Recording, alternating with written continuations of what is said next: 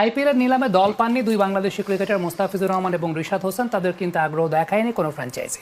অবশ্য অবিকৃত ক্রিকেটারদের লম্বা তালিকায় আছে কেন উইলিয়ামসন, মুজিবুর রহমান, মঈন আলী, আজিঙ্কা রাহানের মতো তারকার নাম।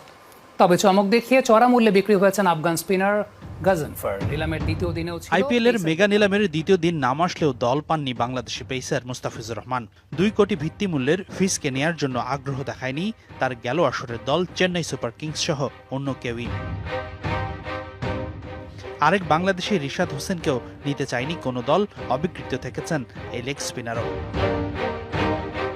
তবে অকশনের দ্বিতীয় দিন দল না পাওয়ার তালিকাটা বেশ লম্বা। নিউজিল্যান্ডের 3 star Kane Williamson, Glenn Phillips, Daryl Mitchell কেউই দল পাননি।